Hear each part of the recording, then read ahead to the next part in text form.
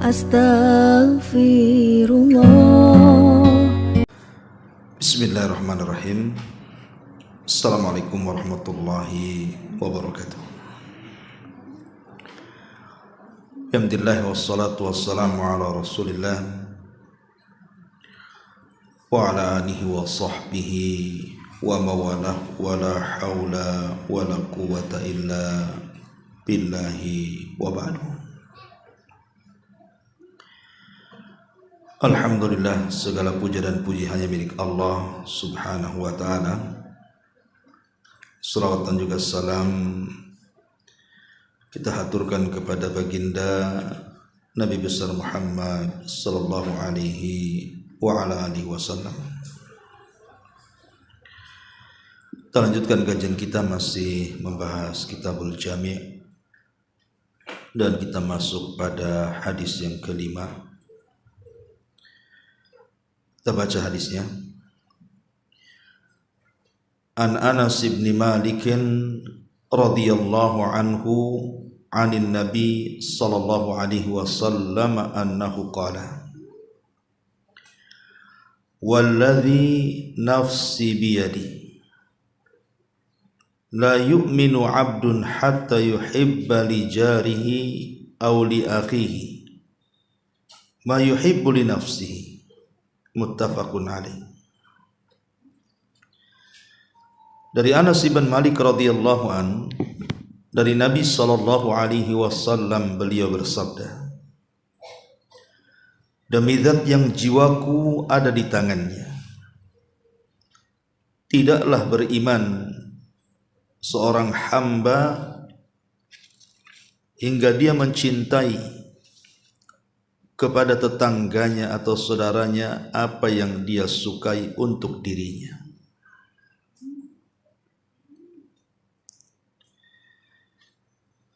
Kemudian hadis yang keenamnya, wa an Ibni Mas'udin radhiyallahu anhu qala sa'altu Rasulullah sallallahu alaihi wasallam ayyu dhanbi a'zam, qala an taj'ala lillahi niddan wa huwa khalaqak, qultu thumma ayyu, qala an taqtula waladaka khasyata an ya'kula ma'ak, qultu thumma ayyu, qala an tuzaniya halilata jarik, muttafaqun alaih. Dari Ibnu Mas'ud, dia berkata, saya bertanya kepada Rasul sallallahu alaihi wasallam tentang dosa. Dosa apa yang paling besar wahai Rasul?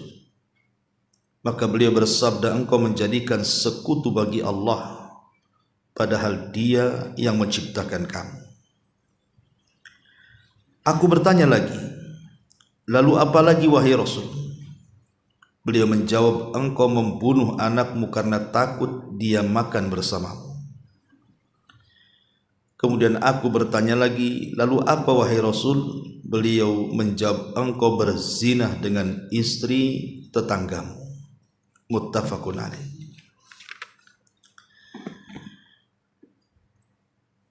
Baik, kita akan jelaskan pertama hadis yang ke-5. Hadis ini menjelaskan kepada kita tentang hukukul jiran, hak-hak bertetangga.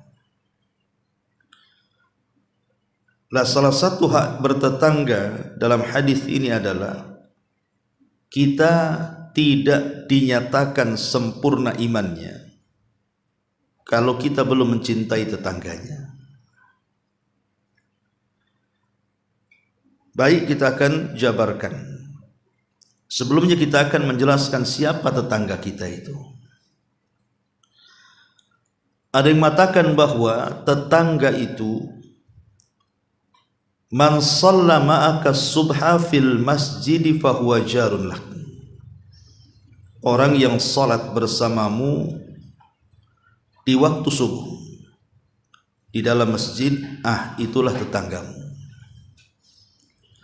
Artinya orang kalau tidak pernah ke masjid berarti bukan tetangga, menurut definisi yang pertama. Ada juga yang mengatakan tetangga itu adalah man sami'an nida fahuwa jarun lah. Orang yang mendengar suara azan. Jadi sampai mana kalau di sini ada masjid, kemudian muazzin mengumandangkan azan, sampai di mana, rumah yang mana itu suara terakhir azan didengar, maka sejauh itulah tetangga kita. Ini pendapat Ali radhiyallahu anhu. Ada juga yang mengatakan seperti pendapat Imam Auza'i bahwa haddul jar itu arba'una daran. Batasan orang itu dianggap tetangga adalah 40 rumah dari rumah kita. Jadi 40 rumah ke samping, 40 rumah ke depan, ke belakang, ataupun kiri kanan. Itulah dikatakan tetangga kita. Bahkan ada yang meluaskan tetangga itu ya satu desa, satu kota, ada yang mengatakan seperti itu. Tapi yang jelas bahwa tetangga yang harus kita perhatikan tentu tetangga yang paling dekat dengan rumah kita. Dan Jibril alaihi salatu wassalam selalu mewasiati Nabi sallallahu alaihi wasallam agar berbuat baik kepada tetangganya, sampai-sampai Rasul menyangka bahwa tetangga itu bagian daripada ahli waris. Saking pentingnya. Makanya ketika Herakli, Raja Romawi itu pernah berdialog dengan Abi Sufyan yang kala itu masih kafir. Ketika itu Herakli bertanya soal sosok Nabi yang menyurati dirinya. Dan dia bertanya kepada Abi Sufyan, bima ya'murukum, apa yang diperintahkan Nabi itu kepada kalian? Maka Abi Sufyan mengatakan, ya'muruna bisidqil hadits wa ada'il amanati wa silatil arham wa husnil jiwar wa kaffi anil maharim wad dima.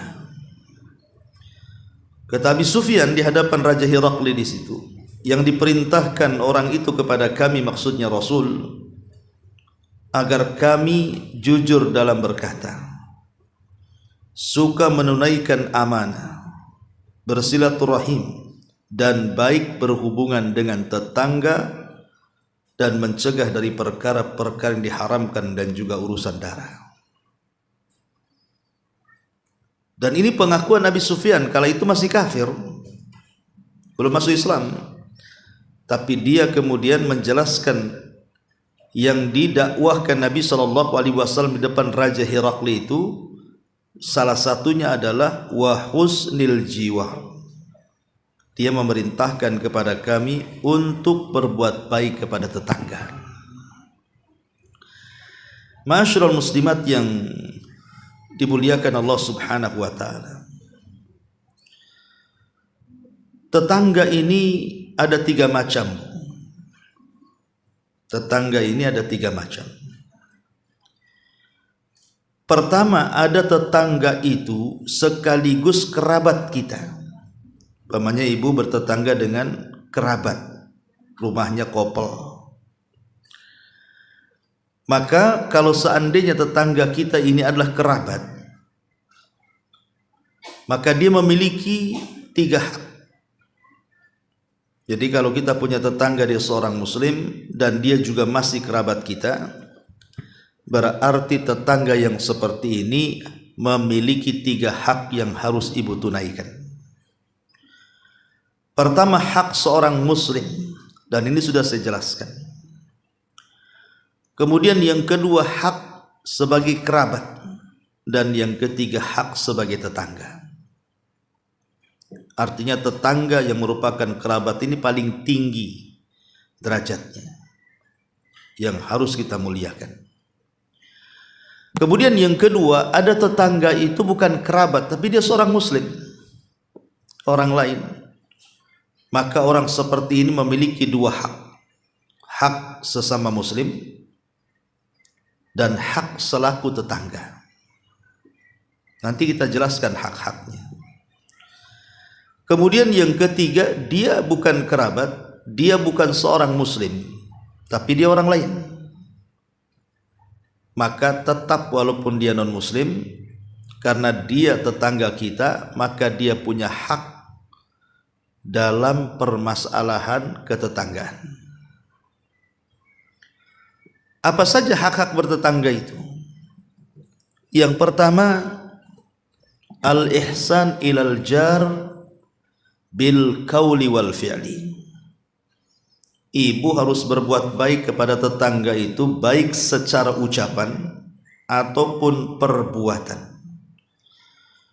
Tidak boleh ibu menyakiti tetangga dengan lisan ataupun dengan perbuatan, menaruh sampah sembarangan, parkir sembarangan, punya pohon mangga, daunnya ke tetangga, buahnya pula ke kita. Akhirnya dia yang sibuk bersihkan sampahnya, kita pula yang menikmati hasilnya. Ini yang pertama. Yang kedua, di antara hak juga adalah fal ihsan ilal jari khuluqun karim. Jadi berbuat baik kepada tetangga itu akhlak yang baik. Berbuat baik kepada tetangga itu adalah akhlak yang baik. Makanya sudah selayaknya kita ini berbuat baik kepada mereka. Karena begini Bu, kalau kita ini betul-betul seorang muslim, seorang muslim itu harus betul-betul berbuat baik kepada tetangganya. Karena itu alamat seorang muslim. Artinya kalau seorang muslim itu tidak berbuat baik ke tetangganya, berarti dipertanyakan keislamannya. Umpamanya ada orang yang bertengkar aja dengan tetangganya itu, ribut aja gitu kan. Karena Nabi SAW yang mengatakan, kun wari'an takun a'badan nas, wa kun qani'an takun ashkaran nas, wa ahib lin nasi ma tuhibbu li nafsik, takun mu'minan, wa ahsin mujawarata man jawaraka takun muslimah. Kata Nabi SAW, jadilah orang wara', engkau akan menjadi manusia yang paling beribadah. Jadilah orang yang qanaah, engkau akan menjadi orang yang paling bersyukur. Cintai manusia sebagaimana engkau mencintai dirimu, engkau menjadi seorang mukmin. Dan berbuat baiklah kepada tetanggamu, engkau akan menjadi seorang muslim. Lihat kata Rasul, engkau berbuat baik kepada tetanggamu, maka engkau dinyatakan seorang muslim. Menunjukkan bahwa menghargai, berbuat baik kepada tetangga itu alamat keislaman. Bahkan lebih daripada itu, dia adalah alamat dari alamat keimanan, lebih tinggi lagi. Karena Rasul yang mengatakan, man kana yu'minu billahi wal yaumil akhir falyuhsin ila jari. Barang siapa yang beriman kepada Allah dan hari akhir, maka berbuat baiklah kepada tetangganya.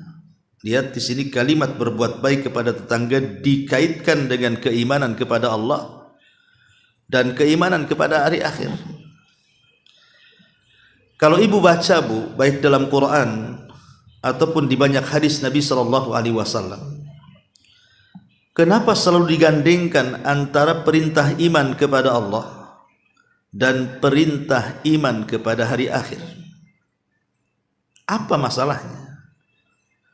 Bukankah rukun iman itu banyak? Beriman kepada Rasul, beriman kepada kitab, beriman kepada qada dan qadar gitu kan. Kan banyak tuh rukun-rukun iman itu. Tapi selalunya Allah Subhanahu wa taala menggandengkan ketika diperintahkan beriman kepada Allah itu disinggung juga beriman dengan hari akhir. Karena beriman kepada Allah itu akan menambahkan keikhlasan. Tapi beriman kepada hari akhir maka itu akan memperbaiki akhlak orang. Karena kalau orang kuat imannya dengan hari akhir, dia yakin bahwa setelah kematian ada proses-proses pertanggungjawaban. Kalau kita tidak baik, maka balasannya pun tidak baik. Makanya diingatkan tentang beriman kepada hari akhir itu dengan penghormatan kepada tetangga. Karena kalau kita menghormati tetangga kita, ada balasan sorga di sana. Tapi kalau kita berbuat jahat dengan tetangga walaupun dengan lisannya, maka neraka sudah mengancamnya. Makanya ada hadis ketika Nabi SAW ditanya soal wanita yang rajin salat malam, wanita yang rajin puasa sunnah, wanita yang rajin bersedekah, wanita yang rajin melakukan ibadah dan kebaikan, tetapi lisannya pedas dengan tetangganya. Kata Rasul, wanita itu tidak punya kebaikan sama sekali. Bahkan wanita itu termasuk penduduk neraka, kata Rasul. Lihat, seolah-olah tetangga itu bisa menjadi sorga bagi kita, atau justru tetangga itu menjadi neraka bagi kita, na'udzubillah. Maka menghormati tetangga bagian daripada alamat Islam dan alamat iman. Bahkan di antara syarat kecintaan kepada Allah, syarat bahwa Allah Subhanahu wa taala mencintai hambanya. Jadi kalau ibu ingin dicintai Allah, dicintai Rasul, maka hormati tetangganya, cintai tetangganya. Karena Nabi mengatakan, in ahbabtum an yuhibbakumullah wa rasuluh. Kalau kalian ingin Allah dan Rasulnya mencintai kalian, kata Nabi SAW, ahsinu jiwara man jawarakum. Perbaiki hubungan engkau dengan tetangga yang ada di sebelah rumahmu. Lihat, Nabi SAW mengatakan, jika kalian hendak atau mau dicintai Allah dan Rasulnya, berbuat baiklah kepada tetanggamu. Dan ini sebuah kemuliaan, Bu. Terkadang ada orang yang berpikir bahwa kalau ingin menjadi orang yang mulia di hadapan Allah, dia harus melakukan amalan-amalan besar. Seperti nyumbang mungkin ratusan juta untuk masjid, untuk panti asuhan, dan lain sebagainya. Padahal berbuat baik kepada tetangga yang di sebelahnya itu merupakan alamat dari alamat kita ini mendapatkan kecintaan Allah Subhanahu wa taala. Dan kalau Allah sudah cinta dengan kita, maka Jibril pun akan cinta dengan kita. Kalau Jibril sudah cinta dengan kita, maka seluruh malaikat akan cinta dengan kita. Dan kalau Allah, Jibril dan seluruh malaikat sudah cinta dengan kita, karena Allah cinta dengan kita, maka Allah akan meletakkan kita ini pantas hidup di bumi. Bahkan kalau kita lihat faedahnya lebih luas lagi, berbuat baik kepada tetangga ini bisa menambah umurmu, bahkan bisa menambah rezeki. Dan itu disebutkan dalam sebuah hadis di mana Nabi SAW ketika menyebutkan wa husnul jiwar ya'murani diyar wa yazidani fil umri. Seseorang yang berbuat baik kepada tetangganya itu bisa memakmurkan rumahnya dan bisa menambah umurnya. Berarti mafhum mukhalafahnya apa, Bu? Kalau ibu jahat sama tetangga berarti pendek tuh umurnya tuh. Nah, karena orang yang berbuat baik kepada tetangga bisa memanjangkan umurnya. Dan ini luar biasa gitu ya. Bahkan lebih daripada itu, Nabi SAW pernah ditanya, "Ya Rasulullah, dullani ala amalin idza amiltu bihi dakhaltul jannah." Rasul, bisa enggak kau tunjukkan kepadaku satu amalan yang kalau aku mengamalkannya Allah masukkan aku ke surga? Maka Nabi SAW menjawab, "Kun muhsinan." Jadilah kau orang baik, kata Rasul. Orang ini mengatakan, "Ya Rasulullah, kepada siapa aku berbuat baik?" Maka Nabi SAW mengatakan, "Berbuat baiklah kepada tetanggamu. Berbuat baiklah kepada tetanggamu.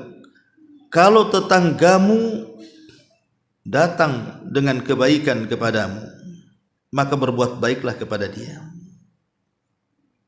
Tapi kalau tetanggamu datang dengan ketidakbaikan kepadamu, tetap kau berbuat baik kepada dia." Dan di sini menunjukkan bahwa di antara sebab orang dimasukkan ke dalam sorga itu adalah berbuat baik kepada tetangga. Jadi intinya bahwa poin yang pertama dari hak bertetangga adalah berbuat baik kepada mereka, baik dengan ucapan kita atau dengan perbuatan kita. Dan jangan juga menyakiti tetangga dengan ucapan kita ataupun dengan perbuatan kita. Kadang-kadang gini Bu, di masyarakat awam ini, ya saya kira bukan orang awam saja, kadang yang ngaji juga lah ini, yang mungkin ngajinya belum dalam, mungkin bahasanya mainnya belum jauh. Jadi penyakit hasad itu terkadang suka ada tuh kepada tetangganya itu, sehingga ketika kemudian Allah Subhanahu wa taala berikan nikmat kepada tetangganya, bukannya dia bersyukur dengan mengatakan alhamdulillah, tetangga saya kau beri nikmat ya Allah, maka berikan nikmat juga kepadaku yang jauh lebih baik daripada tetanggaku. Harusnya ngomong gitu kan Bu. Ini tidak, langsung suudzon. Kok bisa dia beli mobil ya? Dari mana tuh? Jangan-jangan sewa mobilnya itu. Kok bisa dia bangun rumah? Uangnya dari mana? Jangan korupsi suaminya. Lah ini hasad ini yang kadang-kadang ini akhirnya bukan hanya terjerumus kepada hasad, tetapi lebih daripada itu jadi ghibah. Lebih daripada itu akhirnya suudzon, berburu sangka, lahirlah banyak dosa di situ. Makanya Bu, bersihkan kita ini, jangan pedulikan tetangga. Harusnya kalau saudara kita senang, harusnya kita ikut senang. Ini tidak, kadang-kadang kita yang susah gitu ya. Jangan sampai istilah para ulama itu halakal hasid qabla al mahsud. Jangan sampai orang yang hasad itu lebih binasa dibandingkan orang yang dihasadi. Karena kenyataannya begitu Bu. Tetangga yang beli mobil itu tenang-tenang saja, makin sehat dia. Ini tetangga yang hasad makin setruk dia. Apa dia? Tinggi darahnya tuh. Kok makin hari kok makin enak aja hidup dia. Jadi ini yang harus diwaspadai. Jangan menyakiti dengan lisan ataupun dengan perbuatan. Apalagi kalau langsung lagi negornya, lebih bahaya lagi. Ini yang pertama. Yang kedua, di antara hak bertetangga itu, rutinkan memberikan hadiah. Rutinkan memberikan hadiah kepada tetangga. Karena Nabi SAW pernah menasihati seorang sahabat namanya Abi Dzar. Apa kata Rasul? Ya Aba Dzar, idza tabakhta marakatan fa'aksir ma'aha wa ta'ahad jiranaka. Wahai Aba Dzar, kau kalau masak perbanyak kuahmu, habis itu kau bagi-bagi tetanggamu. Lihat bagaimana Abu Dzar disarankan oleh Nabi Shallallahu Alaihi Wasallam untuk masak banyak, bagikan tetangganya. Ibu beli ayam 1 on, kasih kuahnya 1 dandang, Bu. Yang penting kan rasanya. Ibu beli mie, kan ada ibu kalau beli mie instan itu kan, Bu, rasa sapi, rasa ayam. Tak ada ayamnya di situ, Bu. Ya, tapi kan rasanya tuh. Ya. Nah, coba kayak gitu. Janganlah Ustaz tersinggung nanti tetangga. Ya ibu ngomong saya hanya ngasih kuahnya. Nah, kalau mau nyemplungin terserah kuah apa kan itu. Tapi ini kan sebuah hukum dari Nabi SAW, maksudnya bukan seperti itu. Karena kan kondisi para sahabat dulu kan beda. Kenapa diperbanyak kuahnya? Ya mungkin untuk cocolan roti itu apa kan, Bu. Ya. Jadi tidak juga harus saklek dengan hadis ini, tidak juga. Ya ibu masak yang enak lah untuk tetangga. Kadang-kadang ibu masak enak, asapnya masuk ventilasi tetangga, dan kadang tetangga pula nyium. Pas ibu makan, bunyi pula mulutnya, kedengaran pula sama tetangga. Jadi ini diantara hak kasih lah, walaupun hanya makanan, walaupun hanya 1 potong 2 potong lauk. Kadang-kadang, Bu, pemberian itu tidak seberapa. Pemberian itu tidak seberapa, tapi terkadang penilaian itu luar biasa. Coba saja ibu, mungkin awalnya agak malu-malu kasih sikit-sikit, tapi kalau terus-terusan, ketika ibu tidak ada, ibu pindah rumah gitu ya, udah nggak ada di sini lagi, itu pasti akan mengalir tuh dari pujian tetangga itu. Pasti dia akan cerita, oh iya dulu aku punya tetangga baik kali orangnya. Itu selalu ngasih makan ke rumah. Pasti ada pujian tuh di belakangnya, Bu. Tapi kalau ibu hanya asapnya ke tetangga, ibu pindah, itu jadi bahan gerutuan tuh. Alhamdulillah katanya. Nggak ada orang itu katanya. Ya. Jadi ini juga harus diperhatikan. Di antara hak bertetangga adalah ta'ahuduhu bil hadiyati bainal hini wal akhar. Memberikan hadiah ya kepada tetangga ya, sewaktu-waktu kita kasih hadiah. Ya tidak harus dengan makanan, dia tetangga punya anak, ya kasih uang berapa untuk jajan dia atau permen. Karena ada di zaman sahabat itu, ada seorang sahabat saya lupa namanya, kemana mau bawa permen, Bu. Jadi kalau ada anak tetangga dikasih dia, dan itu dijadikan amal soleh dia. Ya. Ma'asyiral muslimat yang dimuliakan Allah Subhanahu wa taala.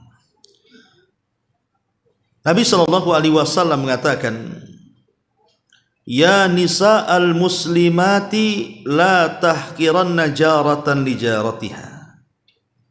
Walau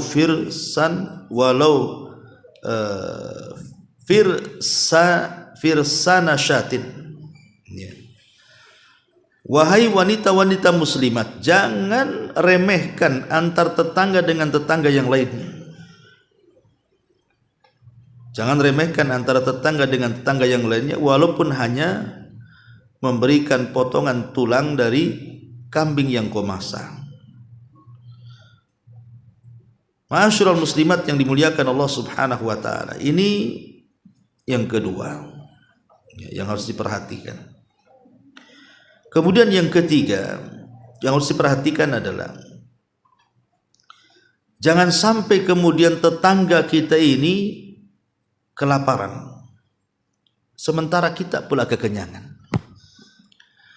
Di Batam ini, Bu, kadang-kadang kan perumahan ini tidak semua rata.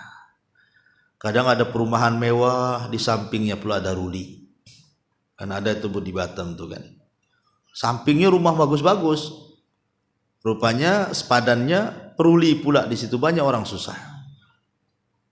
Susah cari pekerjaan, susah ekonomi, untuk beli pempas anaknya saja dah mikirnya seminggu, ya. Ini kadang-kadang ada yang tidak punya hati juga gitu kan. Dia bisa makan dengan keluarganya ke sana kemari, tetangganya sebelah yang diruli itu nampak pula dari rumah dia susahnya. Kadang-kadang kita ini tidak punya rasa di situ.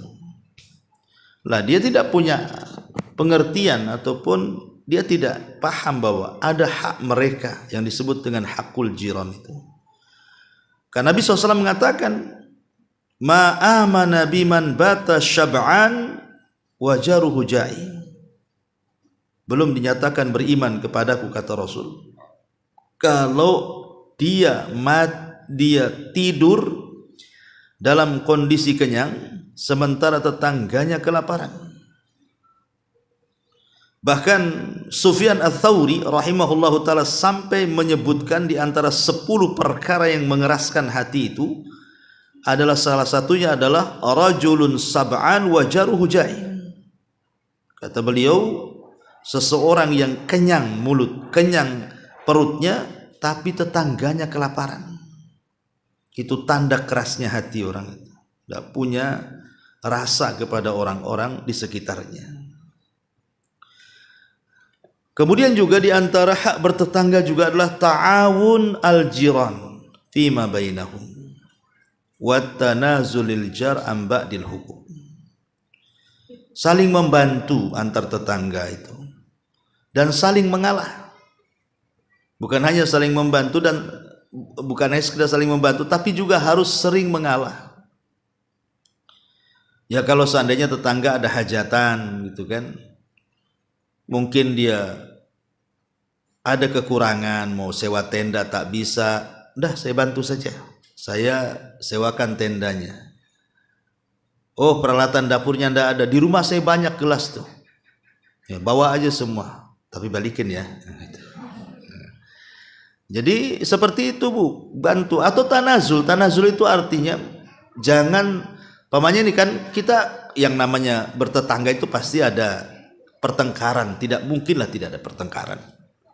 Satu tangga ataupun selisih paham mesti ada lah antar tetangga itu. Lah di sini di antara hak bertetangga, kalau bisa kita yang tanazul, kita yang merasa salah, kita yang menyerah gitu ya. Seolah tetangga yang benar walaupun dia yang salah sebenarnya. Itu namanya tanazul. Ya, jadi tujuan kita itu supaya jangan bertengkar, intinya seperti itu. Menghindari pertengkaran dengan cara tanazul tadi. Udahlah, saya mengalah saja. Ya. Kemudian juga di antara hak al-jiran adalah menjaga kehormatannya. Siyanatu irdihi. Menjaga kehormatannya. Di antara bentuk menjaga kehormatan itu jaga kemuliaannya. Jaga kemuliaannya, jaga aibnya, jangan sampai kemudian tersebar aibnya. Jaga pandangan kita dari keluarganya. Jangan sampai kemudian menimbulkan hal-hal yang tidak disukai tetangga kita. Jaga kehormatan. Karena kan masing-masing mesti kalau bertetangga itu sedikit banyak kita kan tahu aib tetangga kita itu. Nggak mungkin lah kalau kita bertetangga lama kita tidak tahu umpamanya sifat dia pemarah atau mungkin kehidupan dia mungkin kurang bagus gitu kan. Pokoknya mesti kalau bertetangga itu tahulah sedikit banyak tentang aib-aib dia. Maka sebisa mungkin kita sebagai tetangganya tutup aib dia. Tutup aib dia. Man satara musliman satarahullahu yaumal qiyamah. Barang siapa yang menutup aibnya seorang muslim, maka Allah akan tutup aibnya pada hari kiamat. Karena justru banyak di antara kita itu yang membicarakan tetangganya. Apalagi kalau ada clash dengan tetangganya, makin lagi diceritakan kepada orang. Tahu nggak kenapa? Aduh saya punya tetangga itu. Mulai itu ya kalau sudah ngomong gitu tuh. Ada apa dengan tetangganya? Mulai diceritakan dari A sampai Z tuh. Harusnya tetangga ini kita lindungi, sebab terkadang Bu kalau kita terjadi kemalangan atau apa itu, justru tetangga yang pertama kali tahu sebelum keluarga kita yang jauh-jauh di sana tuh. Pamannya kita ini qadarullah salah satu dari keluarga kita meninggal, kadang-kadang disebut tetangga keluarga kita yang jauh-jauh walaupun satu kota Batam pun tinggalnya, kadang-kadang datangnya belakangan itu. Artinya kan jelas-jelas jasa tetangga itu Jelas padahal dia bukan saudara, bukan kerabat, tapi kalau ada kemalangan dia pula yang paling pertama hadir coba. Makanya sebagai bentuk berbuat baiknya kita kepada mereka, jaga kehormatannya. Dan sering saya katakan umumnya di masyarakat Bu ya, biasanya kita ini tak pandai untuk menjaga amanah dengar. Ini yang paling penting sebenarnya. Pamannya tetangga ini lagi bermasalah dengan suaminya atau dengan istrinya, bertengkar hebat, suaranya sampai pula ke rumah ibu karena kopel masalahnya, apalagi ibu sudah lubang itu ya. Jadi ibu dengar semua tuh masalah dua orang ini. Harusnya yang ibu harus pahami kan, langsung ibu nggak mau dengar kan, ambil kapas sumpelah telinga tuh.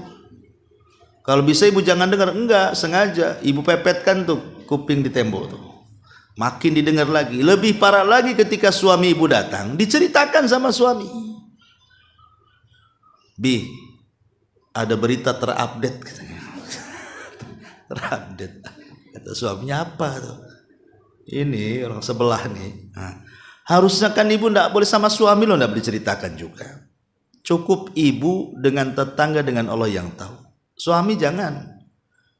Ya, jangan tahu kalau bisa. Itu kadang-kadang kita ini tak pandai amanah dengar.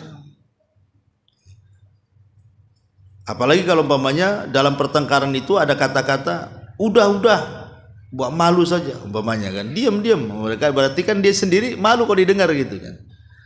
Nah, jadi ini harus dipahami ya. Walaupun ini sepele sebenarnya, tapi banyak kejadian. Masyarul muslimat yang dimuliakan Allah Subhanahu wa taala. Karena begini Bu, tetangga ini bisa menjadi saksi di hadapan Allah Subhanahu wa taala. Kata Nabi SAW, "Ma min muslim yamutu fayashhadu lahu arba'atun min ahli abiyati jiranihi annahum la ya'lam jiranihi al-udhunaini annahum la ya'lamuna minhu illa khairan illa qala Allahu azza wa jal qad qabiltu qawlakum aw qala syahadatukum wa ghafartu lahu ma la ta'lamun." Kata Nabi SAW, barang siapa seorang muslim meninggal dunia disaksikan oleh 4 tetangganya dan tidak mengatakan tetangga itu kepada kita kecuali kebaikan, maka Allah akan katakan, telah diterima persaksian tetangga engkau dan aku ampuni dosa-dosanya dari arah yang kau tidak tahu. Coba bayangkan ya, kalau tetangga-tetangga di sekitar ini menganggap kita orang baik, dan biasanya kalau orang baik memang begitu Bu, semua tetangga akan ngomong dia orang baik tuh. Sama dengan orang jahat, semua orang ngomong itu jahat, itu mulutnya ember itu ya. Lah cukup 4 orang tetangga di sekitar kita mengatakan kita baik Bu, itu sudah jadi syafaat tuh. Makanya ketika Nabi SAW menilai orang itu dianggap baik atau tidak, itu kan tanya sama 3 orang. Tanya sama pasangan, tanya sama pembantu, tanya sama tetangga, kata Nabi. Kalau kata pasangannya, oh istri saya baik, kata istrinya, suami saya baik, tanya pembantunya, cemana majikanmu? Apa itu? Gaji telat-telat katanya. Kan belum tentu baik Bu. Kata pembantunya, oh baik majikan saya, Masya Allah katanya. Ini aja saya mau diumrohkan dia ini katanya.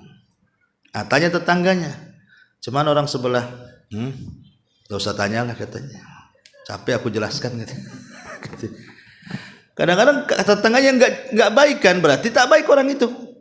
Tapi kalau kata pasangannya, istri saya baik, suami saya baik, kata pembantunya, majikan saya baik, kata tetangganya, alhamdulillah saya ini punya tetangga baik kali.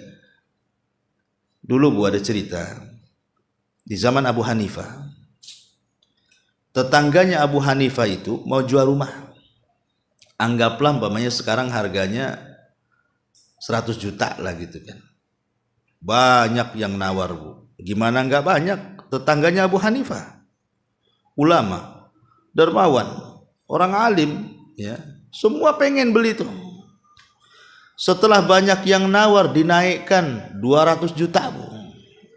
Nah, itulah kadang-kadang, ya kan? Kalau tak ada yang nawar satu orang nggak apa-apa 100 juta kan. Kalau udah banyak yang nawar dinaikkan tuh. Jadi yang mau beli rumah itu marah. Hei fulan, kenapa kau naikkan hargamu 2 kali lipat? Kan kemarin kau tawarkan 100, kok jadi 200 katanya. Apa kata tetangganya Abu Hanifah? Ya, 100 itu harga rumah saya. Yang 100-nya harga tetangga saya katanya. Belum tentu kau mendapatkan tetangga sebaik Abu Hanifah katanya. Tuh lihat, Bu, sampai dijual tetangga tuh. Karena baiknya tuh kan. Makanya kadang-kadang ada orang yang kemudian pindah rumah nyesel, Bu, gara-gara tetangganya jahat-jahat ketika perumahan sebelumnya baik-baik. Aduh, nyesel saya ini. Saya pengen lagi lah pindah ke perumahan itu katanya. Baik-baik orangnya. Ya. Makanya ini penting di sini. Bahwa tetangga itu juga akan menjadi saksi akan kebaikan kita kepada mereka di hadapan Allah Subhanahu wa taala. Ma'asyiral muslimat yang dimuliakan Allah Subhanahu wa taala. Kemudian juga di antara hak bertetangga adalah halul muskilatihi wa qada'u masalihi. Menghilangkan kesulitan-kesulitan yang ada pada tetangga kita, dan juga kita paham dengan hajat-hajat dia dan kemaslahatannya. Allah Subhanahu wa taala mengatakan wa ta'awanu 'alal birri wat taqwa. Tolong menolonglah kalian di atas kebaikan dan ketakwaan. Dan Rasul mengatakan man kana fi hajati akhi kana Allahu fi hajatihi. Siapapun yang berada dalam pertolongan kepada saudaranya, maka Allah akan senantiasa menolongnya. Dan Rasul juga mengatakan wallahu fi aunil abdi maka al abdu fi auni akhi. Allah akan senantiasa melindungi seorang hamba apabila hamba itu senantiasa menolong saudaranya. Dari hadis-hadis ini kita menunjukkan di antara hak bertetangga adalah kita paham dengan hajatnya. Kita paham dengan kesulitan-kesulitan yang dihadapinya. Aduh, ini ada penyemprotan kayaknya, Bu, ya. Kita jeda dulu.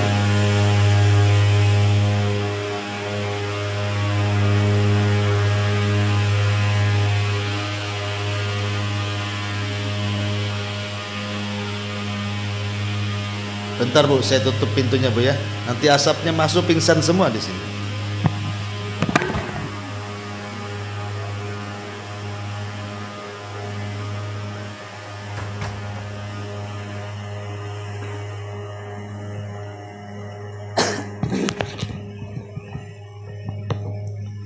Baik, kita lanjut. Jadi antara hak bertetangga adalah tahu hajat dan kebutuhannya dan tahu masalah-masalahnya. Namanya orang kan suka bergaul, Bu, dengan tetangga. Mesti kan tetangga itu kadang-kadang membicarakan, ada yang vulgar kadang-kadang kan berbicara tentang kesulitannya. Ada yang malu-malu, dia mau ngomong juga malu sama kita padahal minta bantuan kita. Ada yang mempermisalkan orang padahal dia, macam-macam kan keluhan-keluhan tetangga itu, ya. Maka kita sebagai tetangganya harus peka tuh. Harus peka alur cerita dia itu kemana, ya. Oh, nampak murung, ini ada masalah ini, ya. Karena di antara amalan yang paling disukai Allah Subhanahu wa taala adalah jabrul khawatir. Macam mana menyenangkan hati manusia. Kata Nabi sallallahu alaihi wasallam, sururun tudkhiluhu ala qalbil muslim. Kebahagiaan yang kau tanamkan kepada hati seorang muslim. Kebahagiaan yang kau tanamkan kepada hati seorang muslim itu amalan yang paling dicintai Allah Subhanahu wa taala. Ini juga bagian daripada hak bertetangga kan, paham dengan kesulitan tetangga. Termasuk juga Bu, kalau ibu mau jual rumah nih Bu, ibu mau jual rumah, yang harus ibu lakukan sebelum ibu jual ke orang lain itu tawarkan ke tetangga dulu Bu. Nggak boleh main naruh harga atau diiklankan di mana gitu ya. Siapa tahu tetangga memang pengen membeli rumah kita. Karena kalau seandainya Bu, ibu menjual rumah ini kepada orang lain, kemudian yang membelinya orang jahat, berarti berdosa Bu. Ya. Yang tadinya ibu yang menempati rumah itu tetangga aman-aman saja, tiba-tiba yang membeli rumah itu orang jahat, akhirnya tidak aman-aman. Nah, begitu Bu, itu masalahnya. Itu jadi dosa jariah itu nantinya. Ya Bu ya, kalau ibu mau jual rumah, tolong tawarkan tetangga dulu. Mau beli rumah saya enggak kan itu. Kalau enggak ada sama sekali, nah barulah kita jual ke orang kan Bu. Yaitu tadi supaya nanti yang menempati rumah kita itu bukan orang yang jahat. Ya syukur-syukur dapat orang baik kan. Tapi kan kita kadang-kadang pembeli rumah itu kita tidak tahu siapa dia. Nah, itu yang harus dipahami di antara hak bertetangga juga. Ya. Kemudian juga di antara hak bertetangga juga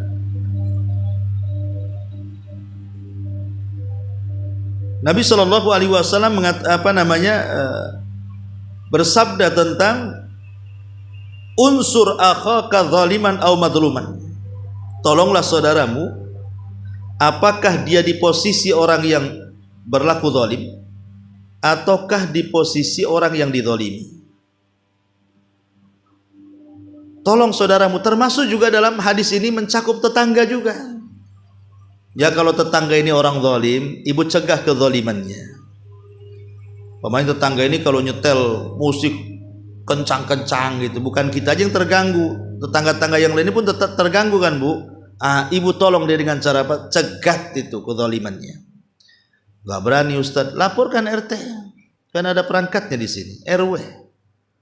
Ya, jadi nasihati supaya ini, atau dia yang dizalimi ibu bantu. Kalau ada orang dizalimi ibu bantu supaya terlepas dari kezalimannya. Itu juga diantara hak-hak bertetangga. Termasuk juga ta'limuhul ilma syar'i wa musahabatuhu ilal masajid wa majalisil ilmi. Ajak juga tetangga itu ngaji, mungkin bahasa kitanya ya. Ibu yang sebelah-sebelah, ayolah ngaji di rumah kan gitu. Jangan kemudian yang hadir di pengajian di sini itu semua orang luar. Yang lebih parahnya lagi, parkirnya sembarang Bu. Udah datang dari luar sampai ke perumahan sini tak ada adab kan itu. Semua parkir sembarangan, buang sampah sembarangan. Ini masalah kan Bu. Ya, jadi kalau kita sebagai tamu orang luar perumahan masuk ke perumahan sini, maka harus beradab. Kita ini orang luar masuk perumahan sini ya, kalau ketemu ya salam gitu ya. Parkir jangan sembarang. Karena ada kasus juga Bu itu di salah satu ustadz kita tuh yang ngisi kajian, rupanya jemaahnya parkir sembarangan centang perenang Bu. Marah akhirnya warga situ, di stop pengajiannya gara-gara parkir gitu. Nah, ini kan juga dipahami. Jadi ajak tetangga juga untuk belajar agama, bergabunglah gitu bahasanya ya. Kemudian juga ihsanudzon bil jar, berbaik sangka dengan tetangga. Ya tadi contohnya jangan ada hasad ya. Termasuk juga ada mu'idza'il jar, jangan sampai secara umum ya menyakiti tetangga. Baik, pembahasan terakhir karena waktu juga tentang ancaman orang yang menyakiti tetangga ini. Pertama,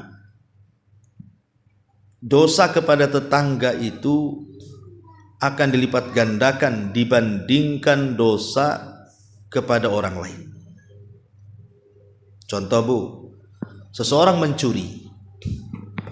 Dia mencuri harta tetangganya dengan mencuri harta orang lain yang bukan tetangganya.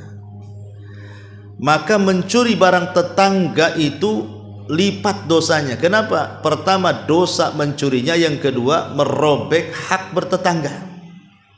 Dosanya lipat tuh. Atau dalam hadis yang ke-6, ya nanti kita jelaskan ya. Tapi di situ Nabi Shallallahu Alaihi Wasallam mengatakan bahwa di antara dosa besar yang ditanyakan Rasul adalah antuzani halilata jari. Kau berzinah dengan tetanggamu. Artinya kalau seandainya seseorang itu berzinah dengan wanita pelacur, kemudian yang kedua berzinah dengan istri tetangga, maka berzinah dengan wanita tetangga dengan wanita pelacur itu lebih besar dosanya berzinah dengan tetangga. Kenapa? Karena zina itu sudah dosa besar, apalagi merobek kehormatan tetangga. Apapun bu, setiap kejahatan yang berlaku kepada tetangga itu lebih besar dosanya dibandingkan kejahatan yang bukan kepada tetangga. Ini harus dipahami. Kemudian yang kedua, di antara sebab-sebab terancam neraka adalah menyakiti tetangga. Seperti yang saya katakan tadi, orang yang banyak sholatnya, banyak puasanya, banyak sedekah, gara-gara lisannya menyakiti tetangganya, maka Rasul mengatakan tidak punya kebaikan baginya dan dia termasuk penduduk neraka. Kalau sudah kemudian terancam akan masuk neraka, otomatis juga terhalang masuk surga. Makanya Rasul mengatakan la yadkhulul jannah man la ya'man jarahu bawa'iqu. Man la ya'man jaruhu atau jarahu bawa'iquhu. Tidak akan masuk surga orang yang tetangganya tidak merasa aman karena gangguan dari kita kepadanya. Kemudian juga di antara hukuman bagi orang-orang yang menyakiti tetangga, bahwa setiap orang yang menyakiti tetangga maka dia adalah orang yang pertama kali akan didebat pada hari kiamat di hadapan Allah Subhanahu wa taala. Jadi nanti tetangga dengan tetangga itu akan dikumpulkan di hadapan Allah, dan merekalah yang pertama kali berdebat tuh. Siapa yang zalim dan siapa yang menzalimi. Sebagaimana hadis Aisyah radhiyallahu anha. Adapun bentuk-bentuk menyakiti tetangga itu kan banyak bu. Bisa ibu mencela tetangga, melaknat tetangga, menggibah tetangga, namimah kepada tetangga, ataupun suudzon, berburuk sangka kepada tetangga. Dan yang lebih parah lagi tajasus bu. Tajasus itu ngorek-ngorek, ya, nanya-nanya, ya, tahu nggak si Anu? Nggak tahu, masalah nggak tahu sih. Ada orang-orang yang kemudian ngorek-ngorek itu. Ibu kayak penyidik jadinya kan. Pengen tahu apa yang dilakukan tetangga, itu tajasus tuh nggak boleh. Ya. Termasuk juga mengganggu tetangga dengan suara bu. Walaupun ngaji kayak gini bu, kalau seandainya sampai kedengaran ke tetangga, tetangga merasa tidak nyaman bu, ini pun tak boleh sebenarnya. Ya syukur-syukur kalau seandainya dia malah senang, dia malu hadir di sini, rupanya bisa mendengarkan dari kerasnya ceramah. Mudah-mudahan dapat hidayah kan itu. Termasuk juga menanam pohon bu, menanam pohon pas pula di samping tembok dia. Kadang yang ditanam itu bukan jando bolong kan, kecil bu. Ini pohon mangga yang ditanam. Nanti akarnya kan bisa merusak tuh, atau daunnya bisa menyampah itu. Nah itu kan termasuk juga menyakiti tetangga itu. Ataupun tiba-tiba membangun tembok pemisah antara kita dengan tetangga, nggak ada izin. Ya, harusnya ini izin dulu bu. Ibu mau bangun rumah nih, mau renov, izin tetangganya. Karena kadang-kadang kan namanya orang bangun rumah itu kan rame bu. Kadang suara bor, suara gerenda, suara ketak-ketuk kan itu ya. Nah ini juga jangan sampai itu menyakiti tetangganya, izin dulu. Kemudian juga kadang-kadang masalah jemuran, ya, yang ya jemuran-jemuran yang tidak layak dilihat gitu, umpamanya pakaian-pakaian dalam digantung-gantung pas pula di depan rumah, samping tetangga. Nah ini kan juga nggak boleh, Bu, ya. Apalagi sampai kena angin, jatuh pula di depan tetangga tuh, dia kan mikir tuh membalikin itu. Nah ini kan bisa juga itu, jadi hati-hati ya. Kalau yang kira-kira ini disembunyikan aja lah, Bu. Ya.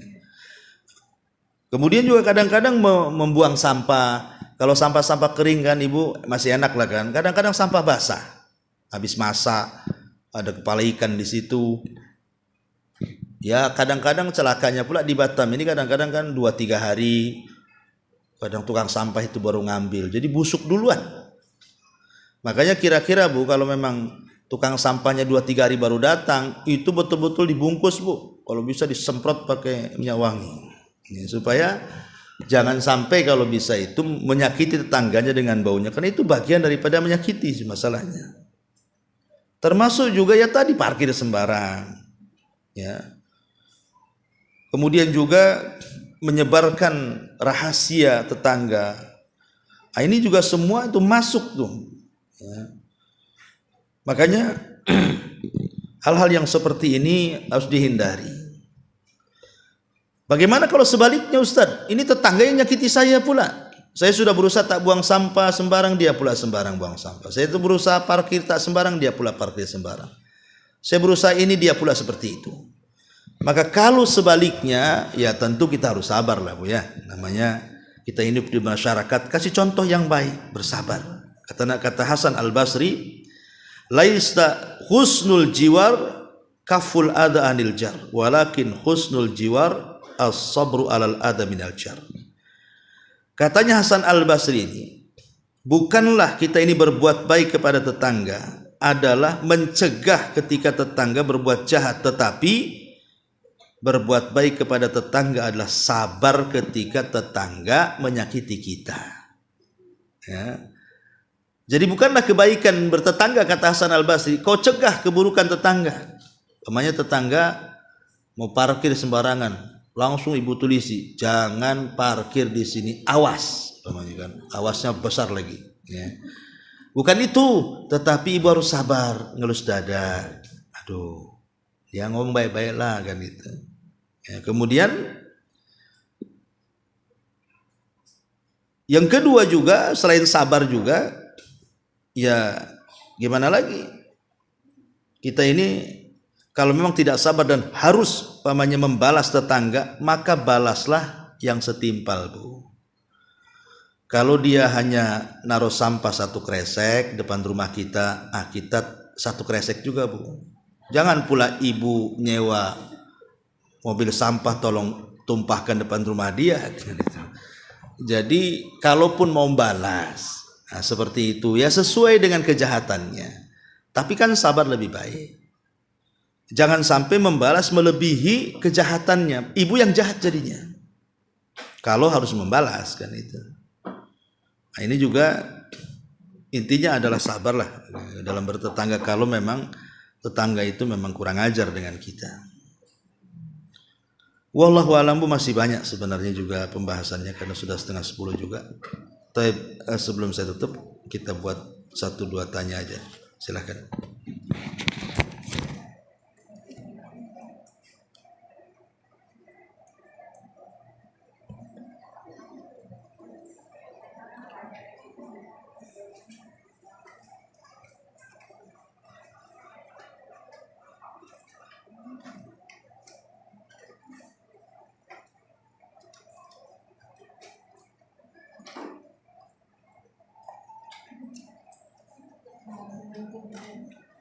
Ya. Waalaikumsalam.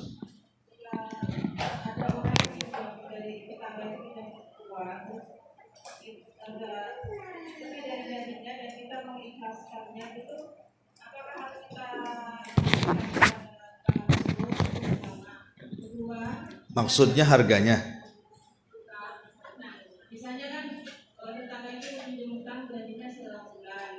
Ah.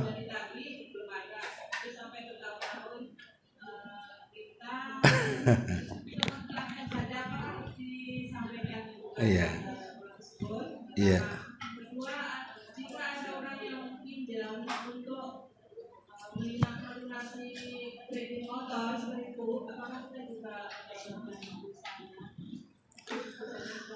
Ya, alhamdulillah.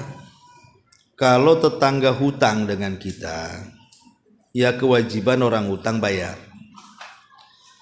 Kalau seandainya dia tak mau bayar pada waktu yang sudah ditentukan, maka ada adab namanya inzarul mu'sir namanya, inzarul mu'sir. Memberikan tangguhan. Ya udahlah, kalau memang enggak bisa bayar, bisa enggak bulan depan? Oh bisa. Akhirnya bulan depan ditagih lagi. Aduh belum ada duit. Ya sudah gini saja. Kan utangnya 10.000, bayar 5.000 aja lah. Umpamanya. Awalnya kan ditangguhkan tuh. Kan begitu caranya, Bu. Tangguhkan dulu. Kalau sudah tidak bisa ditangguhkan, kurangi separohnya. Ya udah, nanti bulan depan bayar separohnya aja ya. Ya, habis bulan depan tak mau bayar, Bu. Ya udahlah, saya ikhlaskan saja. Kira-kira yang enak nggak punya tetangga kayak gitu? Diutangi terus lah itu. Maksudnya kita kalau mau berbuat baik kepada tetangga dan nilai juga tidak terlalu banyak. Kalau memang kita bisa mengikhlaskan, ya mengikhlaskan. Tapi kan ada yang kadang-kadang hutang itu nominal besar.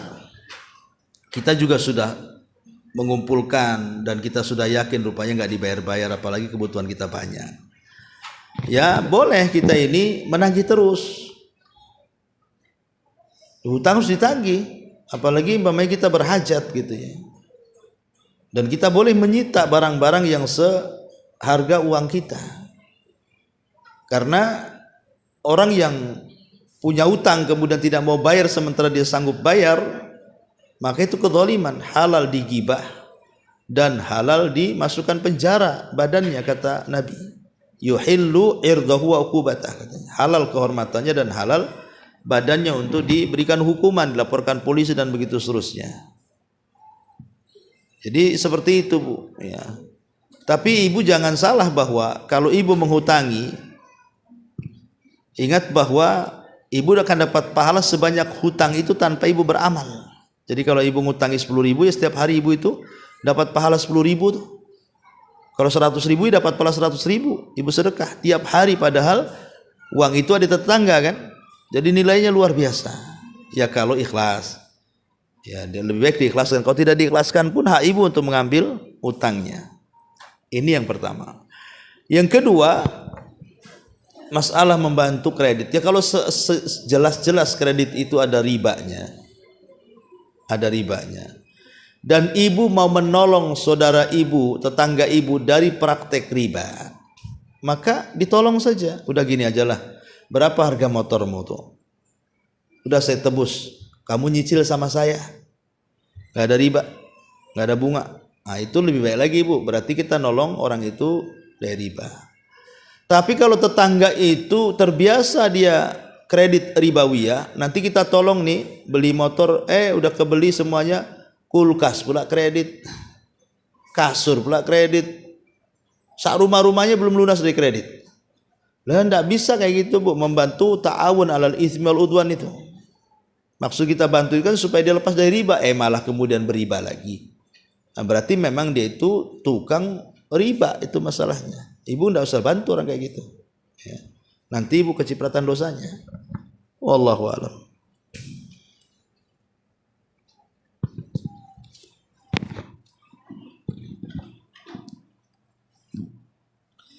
Oh ya Ibu, sudah hampir 37 ini. Nanti ke sana telat. Subhanallah bihamdika, asyhadu an la ilaha illa anta astaghfiruka.